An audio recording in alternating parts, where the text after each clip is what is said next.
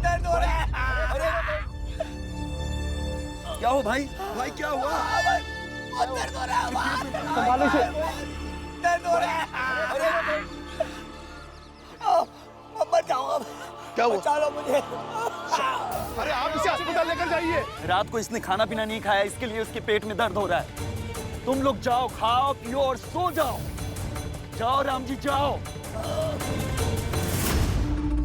ए राम जी, अब तो शर्म कर। देख तेरे चक्कर में तेरे जात वालों का क्या हाल हो गया है। इसे वैद्य के पास लेकर चलते हैं। हाथ मत लगाओ राम जी, आगे मत बढ़ना। ये सब तुम्हारे कारण हुआ है। तुम अपनी जिद की वजह से सबको मरवा सकते हो। अरे कम से कम तुम लोग तो इसे वैद्य के पास लेकर जाओ। कहीं नहीं जाना मुझे, कहीं नहीं जाना। भले ही यहीं पे मर जाऊंगा, लेकिन कहीं नहीं जाऊंगा। ये क्या बात हुई? यही बात है। अगर तेरी और तेरी बाप की जिद है तो हम सब की भी जिद है। क्यों भाइयों? अगर तू चाहता है सब ठीक हो जाए तो बोल अपनी विधवा बहन को कि विधवा वाले सारे संस्कार करे। समझा?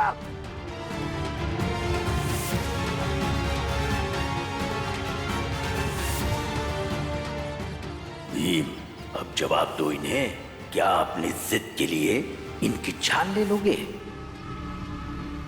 जानबूझकर एक ऐसी घटना को कारण बनाकर अपनी बात को मनवाना किसी को मजबूर करना होता है, और आप लोग हमें मजबूर नहीं कर सकते। इन सब की जिद की वजह से तुम मर जाओगे। चलिए इलाज करते हैं। मैं कहीं नहीं जाऊंगा। और आप लोगों को लगता है ना कि मैं आप लोगों को मजबूर कर रहा हूँ, तो कुछ मत कीजिए।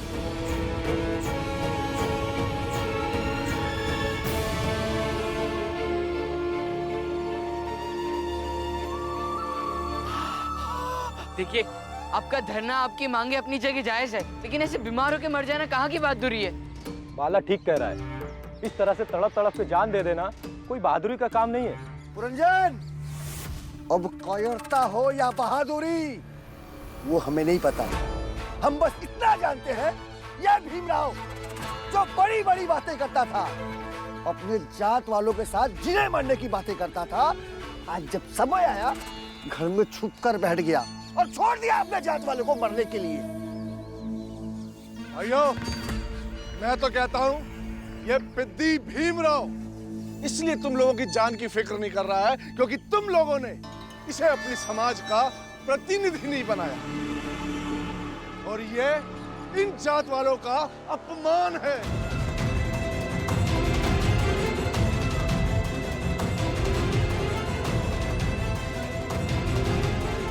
चलो पंडित जी।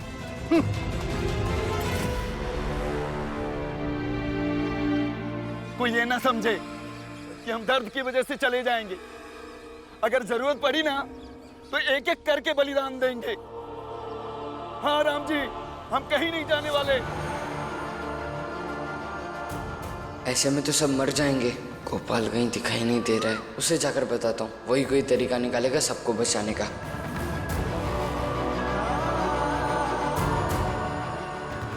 जाओ राम जी जाओ।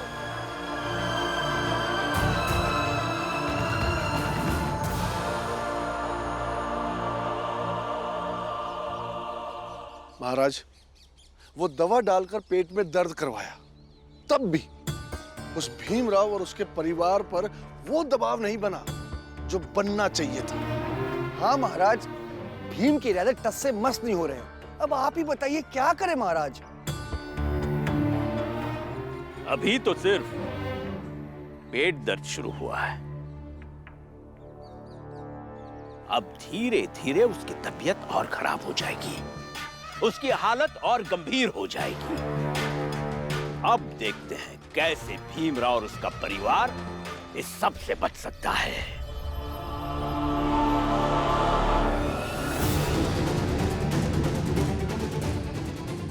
मतलब ये इन लोगों की चाल है। मैं भी जाकर गोपाल को बताता हूँ।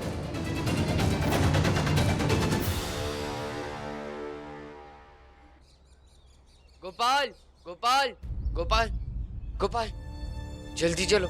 हमारी जाति के एक काका के पेट में बहुत तेज दर्द शुरू हो गया है। ये महाराज और उच्च जात के लोगों की चाल है और उनकी चाल में सब फंस रहे हैं।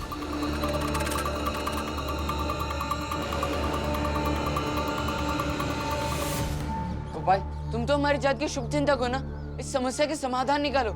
चलकर सबसे बात करो, सब तुम्हारी बात मानेंगे। गोपाल चलो बात करो। मनचाहा नतीजा पाने का कोई भी तरीका गलत नहीं होता है बाला भैया।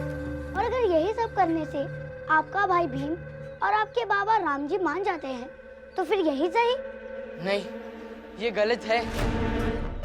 अगर वो काका मर गए तो उनका कलंक हमारे परिवार पर हमेशा के लिए लग जाएगा। अरे बाला भैया, आप इतने भावुक क्यों हो रहे हैं? और बड़ी बड़ी लड़ाइयों में छोटी मोटी कुर्बानी तो देनी ही पड़ती है। ये कुर्बानी मैं नहीं दे सकता हूँ। अभी मैं भीम बाबा और बाकी सबको जाकर बताता हूँ। अरे बाला भैया रुकिए तो। बाबा, बाबा, बाबा। ये बाला को क्या हो गया? बाबा, बाबा, बाला, क्या हुआ? बाबा, बाबा, इनका पेट दर्द इसलिए हो रहा है क्योंकि इनके खाने में कुछ मिलाया गया था। क्या? और ये महाराज के कहने पर किया गया है।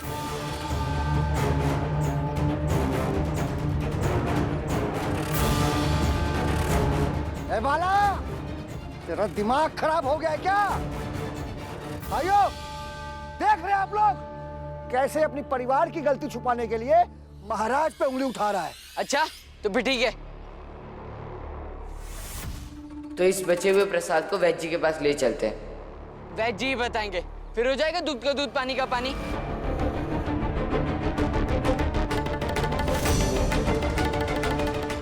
हाँ तो ले जाना, करवा ले जांच। हम डरते हैं क्या? तुम इन सबके प्रतिनिधि हो, इन्हें वैद्य जी के पास ले जाओ। और आप सब लोग भी जाइए। ऐसे बेवजह जिद करने से कोई फायदा नहीं है। बेवजह जिद नहीं है भीमराव। महाराज ने अगर इस व्यक्ति को दवाई दी, यही जांच का विषय हो सकता है, लेकिन ये जांच का विषय नहीं है कि यह व्यक्ति दर्द सह रहा था और सह रहा है। और जो ये लोग यहाँ पर खड़े हैं, वो महाराज के कहने पर नहीं हैं, बल्कि खुद से हैं। और जो ये कहना चाह रहे हैं, वो खुद कह रहे हैं।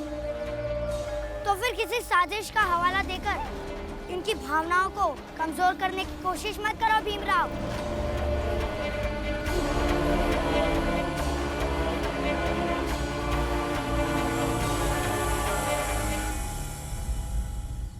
लगता है ये बेहोश हो गया। गोपाल, तुम्हारी भावना के चक्कर में ये मर जाएगा। जल्दी से कोई पानी लेकर आओ, जाओ। नहीं, कोई नहीं जाएगा पानी लेने के लिए।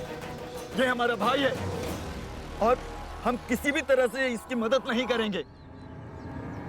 हम देखना चाहते हैं राम जी और भीमराव की संवेदनशीलता को। देखिए, अभी जांचने परखने का समय नहीं है। अब इन्हें जल्दी से वैद्य जी के पास ले जाइए। फिर आपको धरना देना है?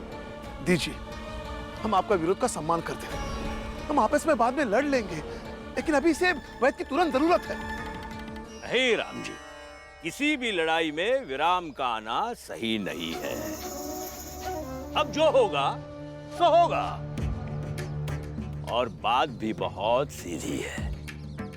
या तो अपनी बहन से वो पूजा करवाओ, या फिर मरने दो इस व्यक्ति को, और इस पाप के भागीदार तुम होगे। ऐसे में ये मर जाएगा और किसी का कुछ नहीं बिगड़ेगा। और ऐसे मौके पर विकल्पों पर बात करना भी चाहिए। ऐसा कौन सा वैकल्पिक रास्ता हो सकता है जो इस समस्या को सुलझा सके? गोपाल, विश्वासराव के जाने के बाद तुम जाति का नेतृत्व कर रहे हो। समझाओ अपने लोगों को। गोपाल, इस बात को ठीक से याद रखना कि वो भीमराव उसके पूरे परिवार के साथ इस गांव से चला जाए। इसलिए मौका मिलते ही काम तमाम कर देना।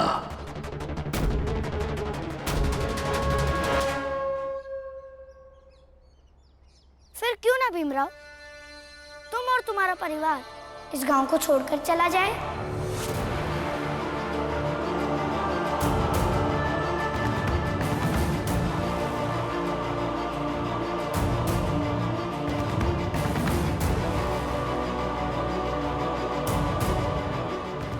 चले जाओगे तो ना ही तुम इस समाज का हिस्सा रहोगे और ना ही तुम्हारे कर्म और कुकर्म का असर यहाँ किसी पर पड़ेगा।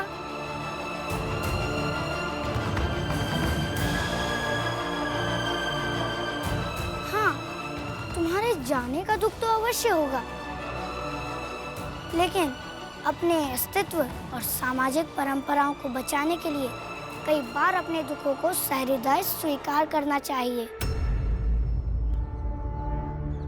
बहुत सही विकल्प है। मुझे तो लगता है इन पापियों के जाने से गांव में शांति और बढ़ जाएगी।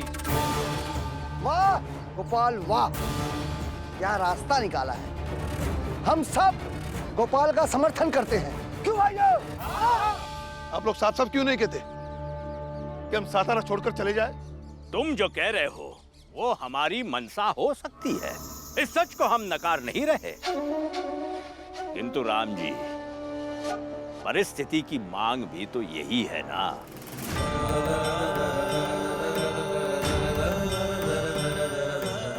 आप लोग तय कर लीजिए कि क्या करना है।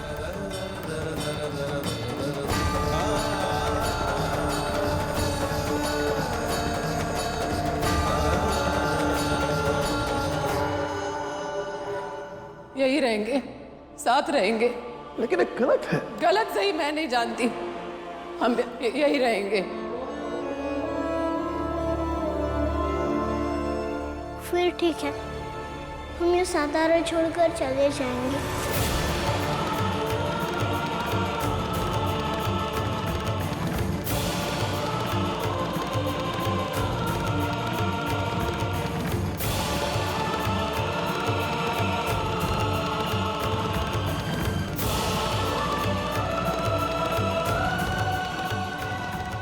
लेकिन पहले आप इन्हें अस्पताल ले जाइए। कम से कम मेरी बुआ को ये तो नहीं करना पड़ेगा ना, जो आप सब उनसे जबरदस्ती करवाना चाहते हैं।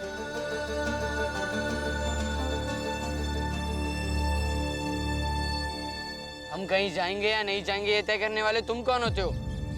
बाला भैया, आपको नहीं चलना तो मत चलिए, अब यहीं रह सकते हैं। वैसे भी ये समाज आपके लिए ज्यादा अनुकूल हो गया है।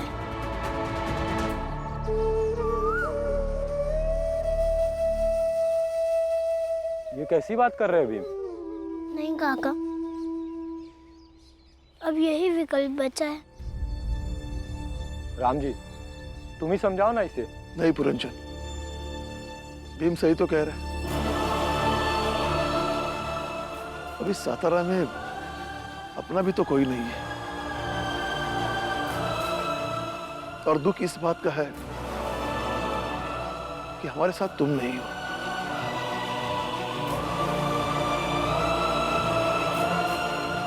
मैं इसे अस्पताल लेकर जाता हूं, जैसे ही ठीक हो जाएगा हम लोग सातारा छोड़ देंगे।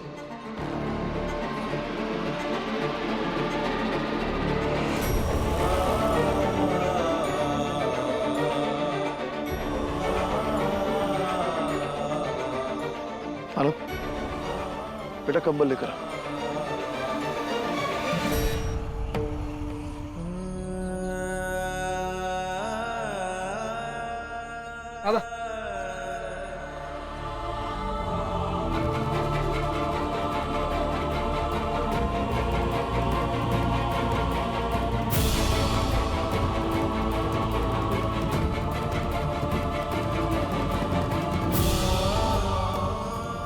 हो गया काम तमाम। अब राम जी और भीमराव का जीवन सातारा में यहीं तक।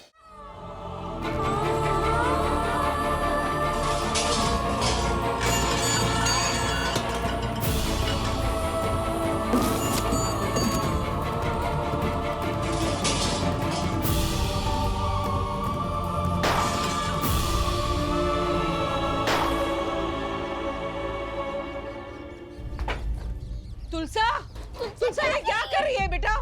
ये क्या कर रही है? सब उजाड़ रही हूँ। अगले दिन मैंने तो सब कुछ बताया था, लेकिन ये गांव वाले चाहते हैं कि हम यहाँ से कहीं और चले जाए, और बाबा और भीम ने उनकी बात मान ली। तो क्या करूँ मैं? सब तोड़ दूंगी। रुक जा बेटा, रुक जा। कुछ भी ऐसे कहीं और नहीं जाएगा, सब खत्म कर दूंगी, सब। लेकिन यहाँ से किसी को भी कुछ भी ले जाने नहीं दूंगी, कुछ भी नहीं। तुलसा, लेकिन इन सब चीजों से क्या हल निकलेगा? वही तो मैं जानना चाहती हूँ कि हमारे सातारा छोड़ने से क्या हल निकल जाएगा। जहाँ हम जाएंगे, क्या वहाँ परेशान करने वाले नहीं होंगे? वहाँ पर आएंगे तो देख लेंगे, लेकिन अब हम सातारा में और नहीं रहेंगे। जब यहाँ नहीं देख पाए तो वहाँ क्या देख लोगे? चुप रह, क्या बकवास कर रही है तू? बकवास नहीं, सही कह रही है वो।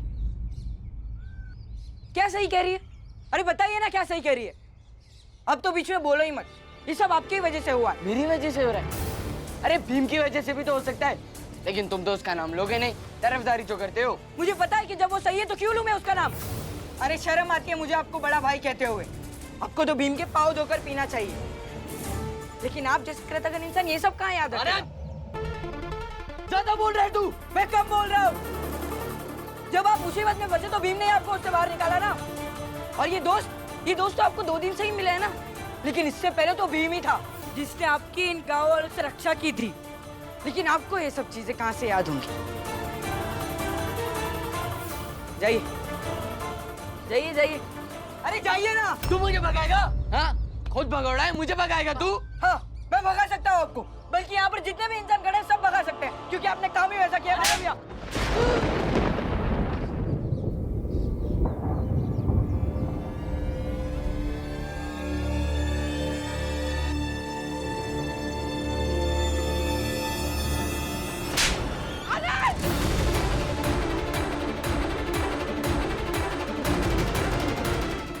भाई रात उठाता तू, तो आपने क्यों उठाया?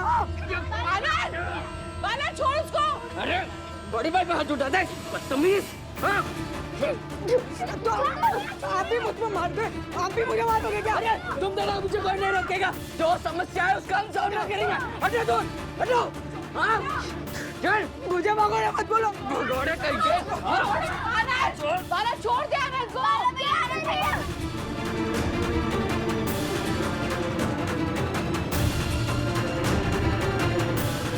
आनंद बाला क्यों लड़ रहे हो तुम?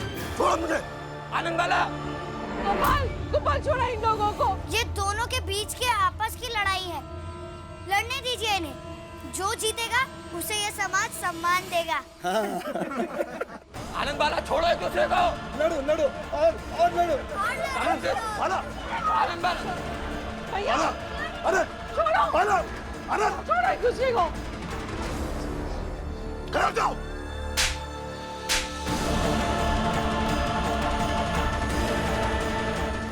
तुम दोनों को शर्म नहीं आती ऐसे जानवर की तरह लड़ते हुए? क्यों लड़ रहे थे? बाला भैया कह रहे थे कि सातारा छोड़कर कोई भी नहीं जाएगा। हाँ मैंने कहा था, बाबा ऐसे समस्याओं से कब तक भागते रहेंगे? जो समस्या है उससे लड़ेंगे और उसका समाधान निकालेंगे। बाला, मैंने तुम्हें पहले ही कहा था, अब भी कह रहा हूँ, कल सुबह हम सातारा छोड़कर चले जाएंगे और तुम मुझे नहीं रोकोगे। बाला भैया, आपको नहीं जाना है तो मत जाइए। हमने आपसे चलने के लिए भी कहा है, जो आप इतने गुस्सा हो रहे हैं। हाँ सही है, अभी तुम्हें समझ में नहीं आ रहा है कि इस समस्या का सामना कैसे करें, तो कह रहे हो भाग चलते। चलो बाबा भाग चलते। पहले तो बड़ी बड़ी बातें करते थे कि हम कहीं नहीं भागेंगे, हम समस्या का समाधान निकालेंगे, लड़ेंगे उससे। तो अब क्या हुआ? बाला भैया, ये भी एक तरह की लड़ाई ही है कि हम अपने मूल्यों से समझौता नहीं करेंगे, चाहे उसके लिए हमें अपना घर ही क्यों ना छोड़ना पड़े।